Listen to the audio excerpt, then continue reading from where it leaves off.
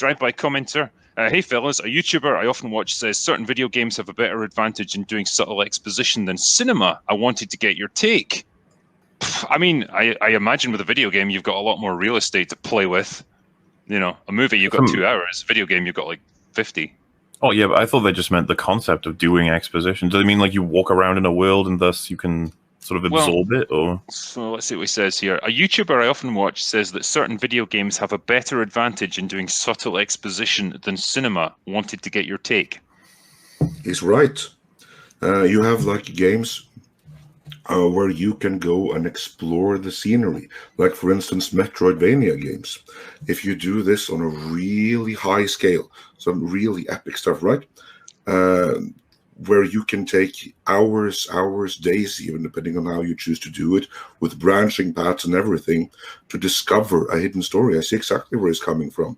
And yeah, it's true in terms of like doing discovery. Again, there's that word again. But in terms of like discovering what is really going on, you think there's one thing going on, but there's something so much more below the surface. In a movie, that has to be told to you within 2 hours. In a video game, that is something that you can discover at the pace that the game designer want you to do it. Again, hardcore disagree. Hardcore disagree. Films are amazing for doing environmental storytelling as well. If you think about walking into like Moria in Lord of the Rings, I'm just looking at the scenery and being like, wow, what happened here? What was this place? I think in terms of games, I agree with you for scenery. For scenery, I agree with you completely.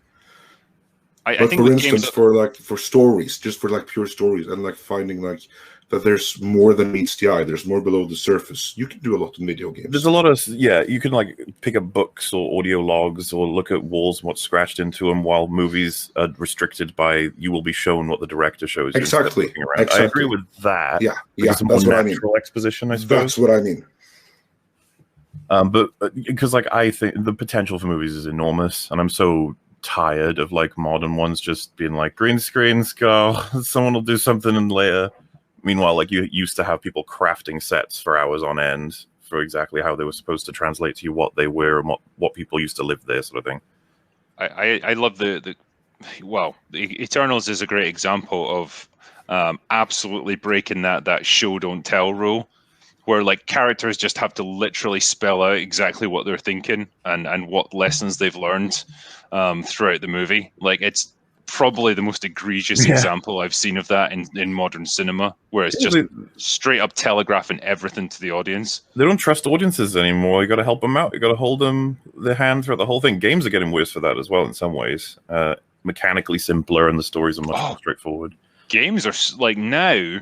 Pretty much every time you do anything in a game, there'll be a waypoint on your map you have to navigate to. Like, it used to be you had to figure out where you needed to go next, and it could take a while. But now it's like, unless they've got like, their mentality now seems to be, unless the player knows exactly where they're going and what they need to do, they'll get bored and stop playing. A big indication for this would be how they used to do tutorials. It would be, you're playing the game, you're already doing the story and you're completing missions, but the way that enemies approach you, or the way that challenges approach you, you learn simpler stuff. Say, for example, you've got a bow and arrow, and then you've got a thing that can power it up. It's like they give you a very safe environment. You do it once. It's like, good job. And then you're like, also, you got a knife. You should use it here. And then you realize, wait, what if I combo them? And there's a perfect scenario for that. But it's not overt. They don't tell you to do it. They're just like, hey, you've learned some things. Maybe. But nowadays, it's like, please do that 10 times to prove that you can do it, and then we'll let you go, because we don't know. You got to make sure. I'm assuming you guys saw the Cuphead tutorial video and the Doom Eternal gameplay, where you're just like, what happened to people playing games, man? Like, you're ruining it for everybody because the developers are worried people will get past the tutorial. You gotta give Dark Souls an easy mode. Well, it's the example I've turned to recently was some of the remade Resident Evil games, where the early ones would just pretty much turn you loose in the environment and just let you explore. And it might take you quite a while to figure out what you needed to do next or where you needed to go. You were just trusted to go at it. The new ones, like every time you say walk into a room, like items that you can explore are highlighted for you. you know, so that you know exactly what you need to look at. The next objective on your map will be pinged up so that you know where you're navigating to. It's like, fucking hell, I feel like I'm just like a guy driving a car with a sat nav that just tells me where I need to go next. Like, that's all it is. Did you guys ever play a cutscene game heavy, called too. Ico? It was a PlayStation. yeah. I meant to play Yes, it was that. like I never did. Shadow of the Colossus was the sequel to that. Yeah, wasn't it was. Yeah, so in Ico, basically, you would go into these rooms in this giant castle, and you had to rescue this princess, but you had to get out of the room. But then no one told you where to go. You know, you had to figure it out. Yeah. It was a complete logic puzzle, and you looked around at the room, and no one pointed you in the right direction, and you had to figure out, how am I going to get out of this room based on what was here. And they actually did an upgrade for it for the PlayStation 3, and I love that game because, I mean, I really would settle in and be like, how am I going to? You had to think, you had to look around and use logic, and it didn't tell you what to do. It didn't point you in any direction. You had to figure it out yourself, and I love that. It's a scary world, man. Like in the original Dark Souls game, you'll have a sword, and then there'll be an enemy, and it's like, press all the buttons on your controller, see what happens. Oh, which one hits it? Test it out. Go nuts. There's a lot of people out there who are like, I'm too scared. I can't just press a button. The game hasn't told me what I need to do yet. I can't take independent action.